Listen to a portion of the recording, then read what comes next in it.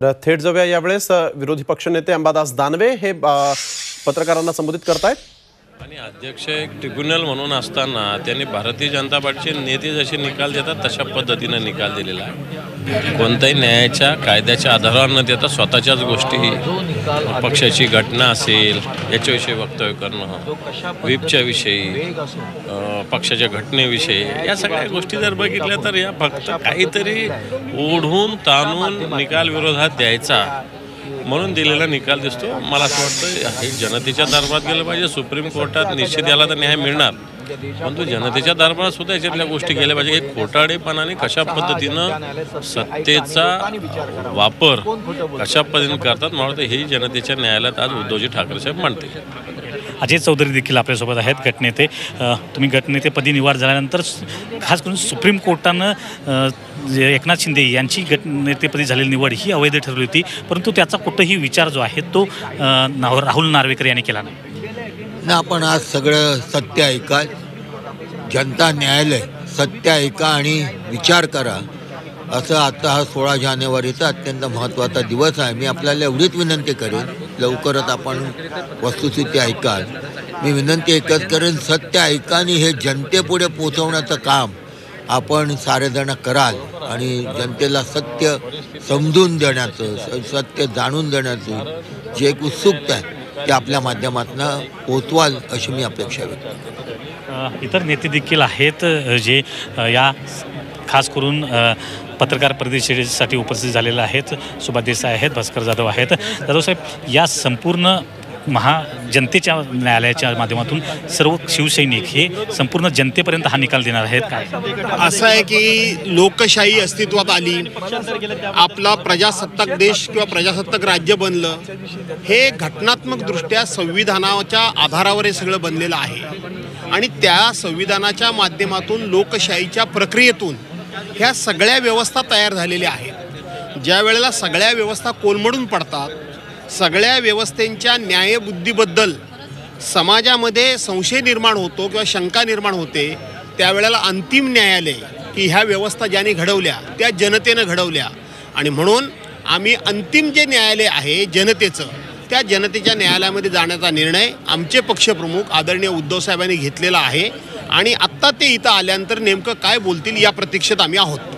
देसाई साहेब देखील आहेत। सर, खास करून जो मुद्दा उपस्थित केला गेला की ज्या निवडणूक आयोगाकडे नोंदी करणं गरजेचं होतं, घटनेतील बदल केले गेले होते, या संपूर्ण याच्यावर सुप्रीम कोर्टाने देखील सांगितलं गेलं होतं, परंतु सर्व निकाल जो आहे सुप्रीम कोर्टाने जे ऑब्झर्वेशन नोंदवले होते त्याच्या विपरीत हा निकाल दिला गेलेला आहे। काय नेमक्या भावना? सर्वोच्च न्यायालयाने एकच कामगिरी दिली होती की आमदार अपात्रतेवर निर्णय घ्या। त्याच्यावर तर त्यांनी निर्णय घेतलाच नाही, सगळेच पात्र ठरवले, ते असू द्या, तो त्यांचा निर्णय। परंतु जे सांगितलं नव्हतं ते करत बसले। पक्ष कोणाचा काय कोणाचा हे ठरवायचा तुमचा अधिकारच नाही। त्याच्यासाठी वेगळी घटनात्मक यंत्रणा आहे निवडणूक आयोग नावाची, ते पक्षांना मंजुरी देतात, मान्यता देतात, नोंदणी करतात। ते सोडून ते कामगिरी हे करत बसलेले आहेत। त्याला आता शेवटी ह्या ज्या सगळ्या यंत्रणा आपल्या घटनेमुळे तयार झालेल्या आहेत त्या जर अशा रीतीने विचित्र वागायला लागल्या तर ह्यांचे सगळ्याचे मालक कोण आहेत तर ती जनता आहे देशाची। शेवटी ती ही जनता ठरवेल काय खरं काय खोटं, कोण बरोबर कोण चूक। आम्ही जनतेच्या न्यायालयात यायचं ठरवलेलं आहे आणि आता या ठिकाणी सत्य काय ते पूर्णपणे मांडलं जाईल।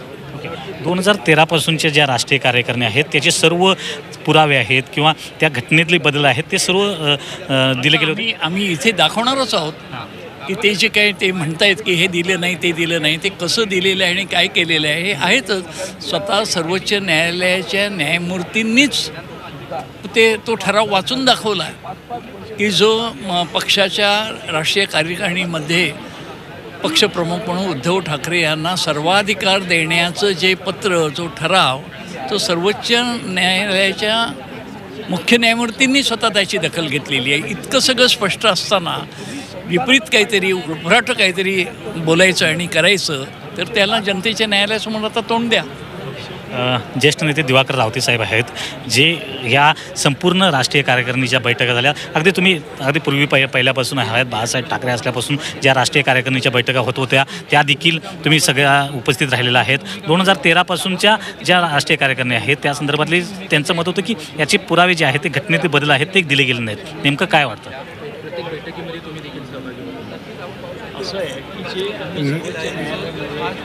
स्वतः न्यायालयाचं म्हणजे LLB होणं म्हणजे आणि त्याच्या पुढची पण पदवी घेणं म्हणजे न्याय कसा असतो हे समजण्यात आहे. मला न्याय समजत नाही असं काल त्यांनी सगळ्या जनतेला आणि सर्वांना दाखवलं आहे. बहुतेक आज ते तुमच्या समोर येईल आणि उच्च न्यायालयातसुद्धा ते दाखल होईल.